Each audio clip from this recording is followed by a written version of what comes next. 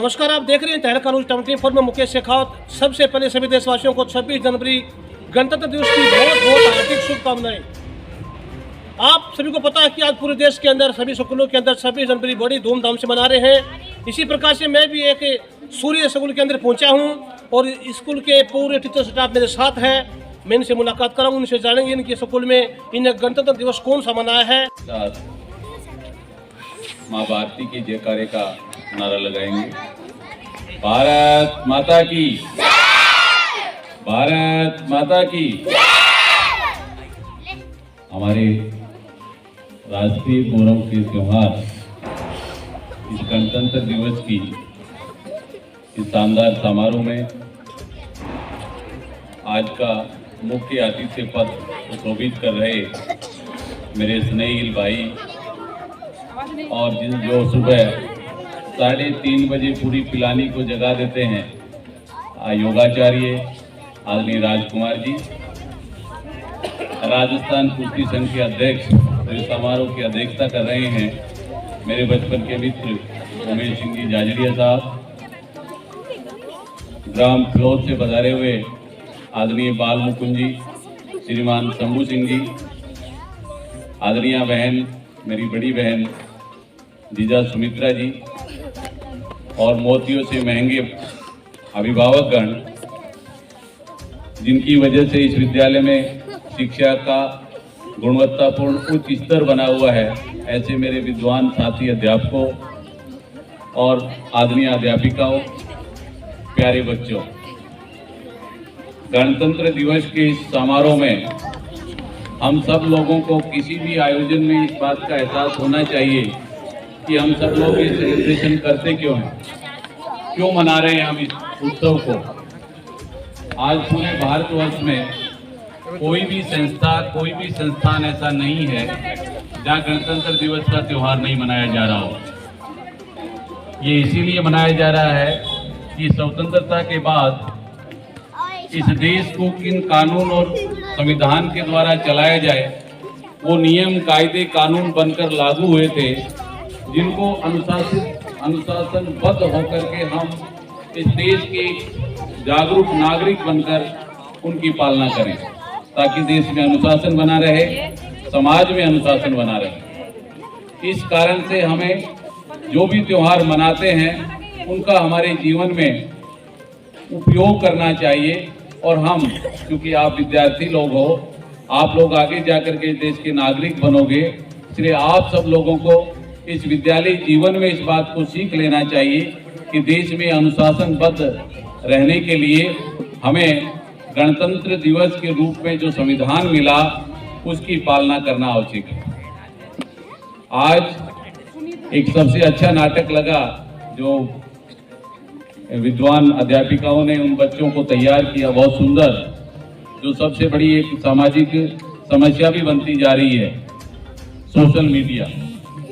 आज हमारे भारतीय संस्कृति में एक बात का समावेश है कि हम देश का और राष्ट्र का मजबूत उत्थान कैसे कर पाएंगे, उसका रास्ता हमारी बौद्धिक स्तर से और हमारे शारीरिक स्तर से होकर के निकलता है।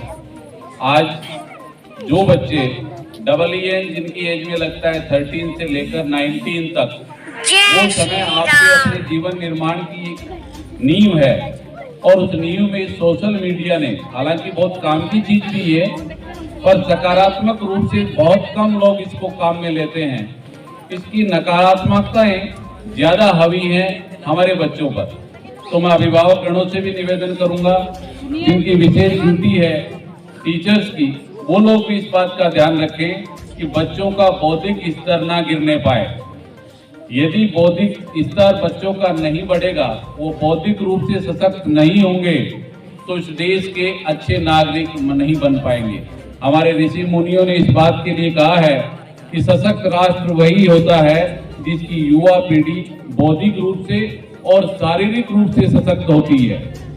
इसीलिए इस विद्यालयी जीवन में सबसे ज्यादा महत्वपूर्ण जो जिम्मेदारी है वो हमारे अध्यापक गणों की है कि वो इन बच्चों को वो सारी चीजें सिखाएं, संस्कार निर्माण की पाठशाला विद्यालय को बनाएं, ताकि ये जो इल इफेक्ट समाज में आ रहे हैं उन सब से ये लोग दूर रहें। उसके लिए आवश्यकता इस बात की है कि इनके बौद्धिक स्तर को सशक्त करने के लिए आध्यात्मिकता का समावेश इन छात्रों में हो। ये रोजाना अपनी दिनचर्या को इस ढंग से रखे। राजकुमार जी भास्कर जैसे व्यक्तियों को समय समय पे हम लोग आमंत्रित करते रहेंगे, जो भारतीय संस्कृति को जिंदा रखने के लिए पीढ़ी दर पीढ़ी उसका संबंध करने के लिए भारी मेहनत कर रहे हैं। और उसी दिनचर्या के माध्यम से जो हमारी संस्कृति का अंग है, ये लोग उस माध्यम से ही इन युवाओं का बौद्धिक स्तर सशक्त कर पाएंगे। 19-20 साल की उम्र के बाद में शारीरिक रूप से आपको सशक्त होना व्यायाम के द्वारा, बौद्धिक रूप से सशक्त होना आध्यात्मिकता के द्वारा। इसलिए हम सब लोग जो भी लक्ष्य बना के चले हैं, उसका संपूर्ण रूप से प्राप्ति के लिए आवश्यक है कि हम बौद्धिक रूप से और शारीरिक रूप से सशक्त रहें। बौद्धिक रूप से सशक्त रहने के बाद हमें उस सच्चिदानंद स्वरूप भगवान कृष्ण जिन्होंने गीता लिखी है, गीता कही है, उनके प्रति हमारे मन में कोई अविश्वास नहीं हो सकता। इसलिए यदि हम बौद्धिक रूप से सशक्त होंगे तो हमें कहीं अविश्वास नहीं होगा कि हमारे लक्ष्य प्राप्ति में किसी तरह की बाधा आएगी। उस भगवान कृष्ण को हम साक्षी मानेंगे, क्योंकि उन्होंने स्वयं ने गीता में कहा है कि मुझ पर अविश्वास करने का कोई प्रसंग नहीं उठता। इसलिए बालक, तुम अपना कर्म किए जाओ, फल देना मेरे हाथ में है। इसलिए हम ईमानदारी से, मेहनत से वो कर्तव्यों का निर्वहन करते रहें जो हमारे लिए हैं। हम यदि ईमानदारी से अपने कर्तव्यों का निर्वहन करेंगे तो जो परिणाम आने हैं वो बाय डिफॉल्ट अपने आप आएंगे। ये भगवान कृष्ण ने स्वयं ने कहा है। इसलिए प्यारे विद्यार्थियों, मेरा इस गणतंत्र दिवस पे आप सब लोगों को एक ही संदेश है कि आप बौद्धिक रूप से, शारीरिक रूप से सशक्त बनो। आप लोग इन दोनों से सशक्त बनेंगे तो मेरा राष्ट्र भी सशक्त बनेगा, और राष्ट्र सशक्त बनेगा तो ये हमारी सबसे बड़ी देशभक्ति होगी। मैं इस अवसर पर अभिभावक गणों को और आप सब लोगों को हमारे आने वाले समय में इस विद्यालय की जो कुछ प्लान है वो भी आपसे शेयर करना चाहूँगा। क्योंकि सरकार ने बहुत अच्छी व्यवस्था कर रखी है और 2% रिजर्वेशन सरकारी सेवाओं में नियोजन के लिए सरकार के द्वारा प्रदत्त हैं। बहुत सारे खिलाड़ियों ने उसका फ़ायदा भी उठाया है। आने वाले समय में आप और आपके साथी वो भी उसका फ़ायदा उठाएं। इसके लिए हम लोग सूर्या स्पोर्ट्स एकेडमी के अंडर 4 अकेडमियाँ इस बार खोलने जा रहे हैं। कबड्डी की एकेडमी, फुटबॉल की एकेडमी हमारी ऑलरेडी चल रही है, जिसमें बहुत सारे खिलाड़ियों ने राष्ट्रीय स्तर पर भी पार्टिसिपेट किया है।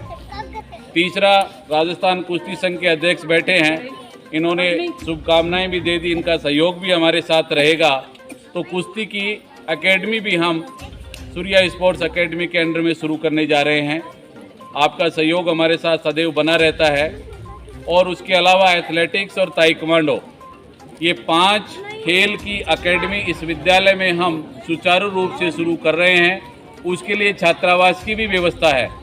छात्रावास में हमारे साथ 20 से 25 सीट हमारे पास हैं। मैं आप सब लोगों से आग्रह करूंगा कि आपसे जानने वाले लोगों को आप इस बात का संदेश पहुंचाएं कि आसपास के लोग ही नहीं, जो छात्रावास में रहना भी चाहें और रह कर के खेल का फ़ायदा उठाना चाहें इन एकेडमी का, वो निश्चित रूप से उनका स्वागत है, वो यहाँ आएँ। उनका हम सब लोग उच्च स्तर की खेल सुविधाएं और गुणवत्तापूर्ण शिक्षा की व्यवस्था करने के लिए कटिबद्ध हैं। और आने वाला समय सूर्या वर्ल्ड स्कूल के लिए मेरी उम्मीद है बहुत अच्छा होगा, और हम सब लोग सकारात्मक रूप से आगे बढ़ते हुए इस स्कूल में इस क्षेत्र की जो गुणवत्तापूर्ण शिक्षा की आवश्यकताएं हैं उनको पूरा करने में कामयाब होंगे। आप सब लोग आए, समय दिया, आपका बहुत बहुत धन्यवाद, आभार। जय